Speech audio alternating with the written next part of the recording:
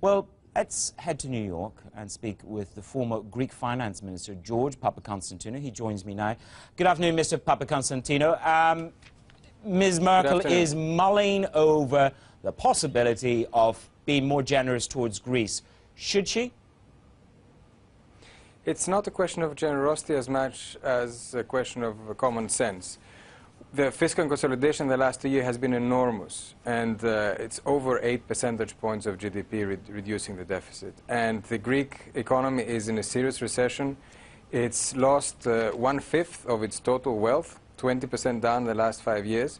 So you need easier, in the sense of more time, to meet the kind of deadlines that have been set, and thereby allow the economy to start growing again. But it's not just time, though, Mr. Papakonsantinu, is it? The reality of it is, as you say, the contraction, I think S&P say it'll contract by about 10 to 12% over the next 2 years. They need more money. Isn't that the reality? Anywhere between 12 and 20 billion. That is the reality, isn't it?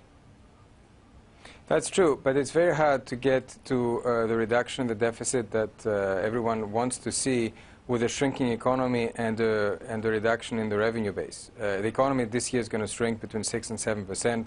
It was predicted to shrink around 4–4.5%. So it's clear that something's got to give.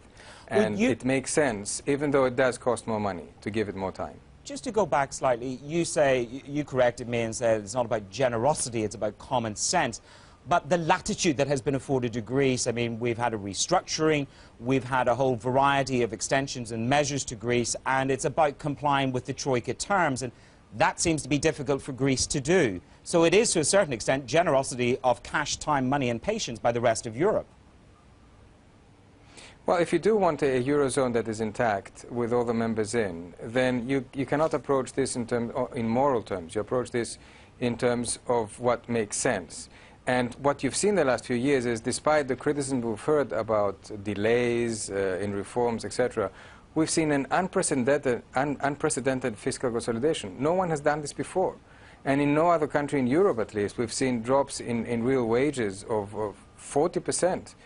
We've seen taxes go up so high. We've seen an economy being changed with the kind of reforms in the pension system, in the tax system, in labor markets, as fast as has happened in Greece. The OECD last year, in its report, said that Greece is the fastest changing economy in Europe and within its group. So do you think that that's for the? Do you think that that is for the good? Do you think that's for the better? Do you think that's for the good? Yes, we have clawed back about half of the lost competitiveness since the entry into the euro with the reforms of the last 2 years. And this year, the economy will be able to run a primary surplus, which means that we will be able to spend less than what the state has in terms of revenue. So that's the path to recovery, and that's the path to a well-functioning economy. Tell me this, George. The European Central Bank has always been very clear about not being prepared to take losses on their holdings of Greek sovereign bonds. I mean, to show progress, Mr. Draghi is a man that uses rhetoric of progress. Do you think it's time now for the ECB to reconsider that position and to extend their hand to help Greece and take a loss on their bonds? If you look at the evolution of the ECB over the last 2 years, it's been actually tremendous. Some things have been done without saying so, but the ECB has moved quite a lot in the last 2 years. I think it's time for it to take the next step. How exactly does it is a question of finessing it, if you will, but I think that the ECB will have to take a loss on its holdings to Greece. The official sector will have to take a loss just as the private sector has done so. And that also will be a very important signal to the market, because it will be a signal about seniority, and it will be a signal that will reassure investors that in the long term, once the economy recovers, they can again have faith in the Greek economy. So yes, I do think that one way or another, the official sector will have to take a hit as well. And when you hear the kind of rhetoric from Jens Weidmann, who's the head of the Bundesbank, obviously very vocal about his position in regards to Spain, do you think, Mr. Papakonsantinu, that he can be overcome and brought on side to consider what you've just said? I think that most economists will agree that the solution to not just to Greece, but to the whole Eurozone problem is fairly well defined. It's some kind of debt mutualization, it's some kind of a Europe-wide banking guarantee, and a stronger fiscal coordination with more control, if you will, over national budgets. The problem is getting over some of the political, the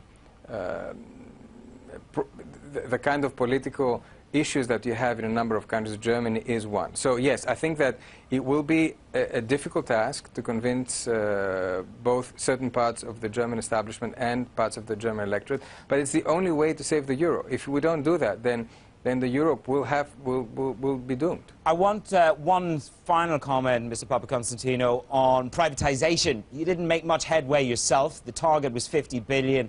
Why is this policy not being pushed harder and more progressively? Well, we started off late, that is true. However, in the original Troika program, privatization was not a big item, because it was felt that you have to stabilize the economy first. Unfortunately, in the last few months, because of the double elections, everything has been frozen. But there's a number of very important state assets which are out, and that include energy assets, they include a lot of land, they include ports, airports. So what you will see in the next 6 months is a very big privatization push. Well, we wait to see those results from New York.